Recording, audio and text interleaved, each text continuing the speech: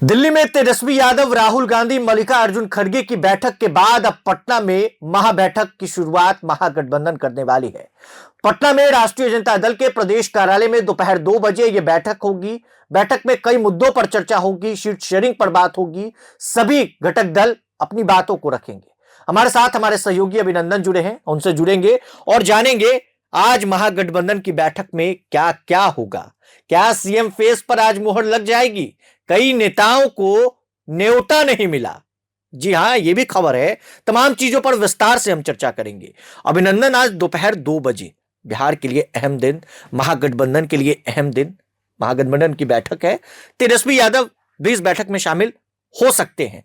पूरा चांस है कि तेजस्वी यादव जाएंगे जब बात होगी, क्योंकि तेजस्वी यादव ने जब दिल्ली में बैठक किया उसी वक्त उन्होंने जानकारी दी थी। और राष्ट्रीय जनता दल के कार्यालय में आज बैठक है। क्या लगता है किस किस बात पर आज चर्चा हो सकती है? देखिए, आज के बैठक पे चर्चा करने के पहले थोड़ा हम लोग पास्ट में जाएं, पीछे जाएं। कन्हैया कुमार की यात्रा हो रही थी बिहार में।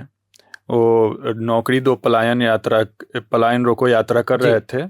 पूरा बिहार घूमे और वो पटना में भी आए, लेकिन तेजस्वी यादव के तरफ से उस यात्रा पे कुछ नहीं बोला गया। ना ही राजद का कोई भी नेता उस यात्रा में शामिल हुआ। तो दोनों के बीच कोऑर्डिनेशन नहीं बन रहा था। दोनों पार्टियों के बीच बहुत खटपट चल रही थी आपस में।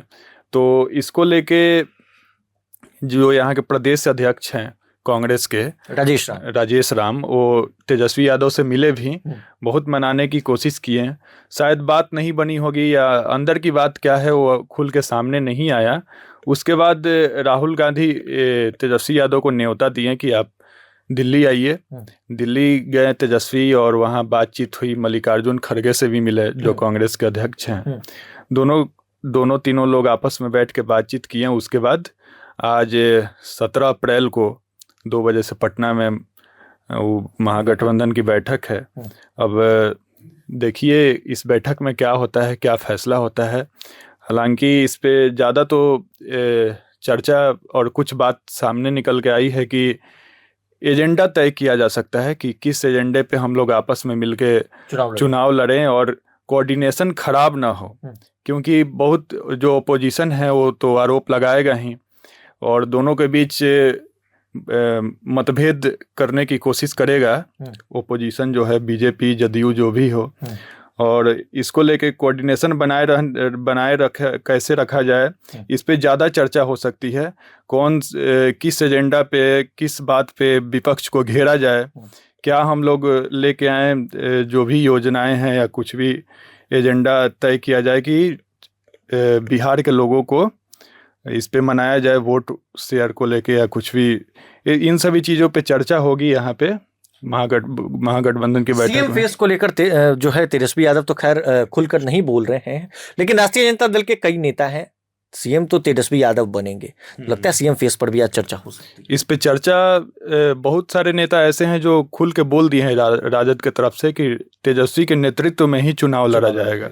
लेकिन कांग्रेस के कई ऐसे नेता हैं जो इस पे बातचीत में सामने आई उन लोगों के तरफ से रुख कि चुनाव के बाद सचिन पायलट भी आए थे बिहार में, कन्हैया की यात्रा में शामिल हुए थे पटना में। तो वो भी प्रेस कॉन्फ्रेंस के दौरान बोले थे कि चुनाव के नतीजा के बाद ये तय किया जाएगा कि कौन सीएम होगा। तो इसको लेकर राजद में भी नाराजगी थी सीएम फेस को लेके ही।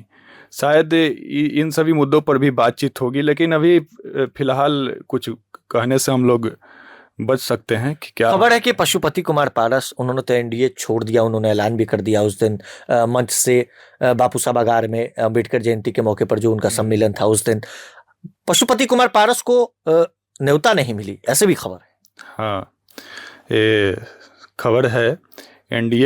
एनडीए तो छोड़ दिए हैं पशुपति पारस, और इधर महागठबंधन की बैठक से भी न्योता नहीं मिली है। तो अब सवाल यह है कि क्या पशुपति कुमार पारस बिहार में अकेले चुनाव लड़ेंगे? 243 विधानसभा सीटों पे अपना उम्मीदवार उनको उतारना पड़ेगा अगर महागठबंधन की तरफ से उनको न्योता नहीं मिलता है तो। और इंतजार में थे कि मुझे बुलाया जाएगा वहाँ, लेकिन उधर से कोई रुख नहीं है ऐसा। तो क्या ये खुद झुकेंगे और महागठबंधन की तरफ जाएंगे? अब 243 विधानसभा सीटों पे अपना उम्मीदवार तय करेंगे, उतारेंगे? ये सबसे बड़ा सवाल है। अभी तो अकेले पड़ गए हैं बिहार में वो। और इधर मुकेश सहनी की भी चर्चा हो रही थी जी। मुकेश सहनी की भी मुलाकात हुई थी शायद दिलीप जायसवाल से। हाँ हाँ, तो बहुत चर्चा हुई कल। पूरा राजनीतिक गलियारों में यही हलचल मचा हुआ था कि क्या मुकेश सहनी एनडीए में वापस आएंगे। पिछले चुनाव में इनको 11 सीट दी गई थी एनडीए की तरफ से, जिसमें से 4 या 5 सीटों पे, शायद 4 सीटों पे जीत दर्ज की थी इनकी पार्टी। उसके बाद चारों विधायक बीजेपी में शामिल हो गए थे। तो अब की भी चर्चा हो रही थी कि क्या वो एनडीए में वापस चले जाएंगे। लेकिन कल एक बैठक में, एक प्रेस कॉन्फ्रेंस के दौरान, जब नूरुल हुदा आईपीएस जो हैं बिहार के, वो रिजाइन करके वीआईपी पार्टी ज्वाइन किए तो उनके मिलन समारोह में उन्होंने साफ कर दिया कि हम कंप्रोमाइज कर लेंगे। हाँ, हम कंप्रोमाइज कर लेंगे, लेकिन एनडीए में शामिल नहीं होंगे। हम महागठबंधन के साथ ही रहेंगे। तो बिल्कुल सभी की नजर बनी हुई है महागठबंधन की बैठक पर। क्या महागठबंधन की बैठक में आज सीएम फेस पर मुहर लग जाएगा? क्या तेजस्वी यादव महागठबंधन के सीएम फेस घोषित हो जाएंगे? दिल्ली में बैठक हुई, अब बिहार में बैठक है। दोपहर 2 बजे पटना राष्ट्रीय जनता दल के कार्यालय में यह बैठक होनी है। तमाम अपडेट्स के लिए बने रहें प्रभात खबर के साथ। आपका बहुत बहुत शुक्रिया। प्रभातखबर.com, विश्वास वही, रफ्तार नहीं।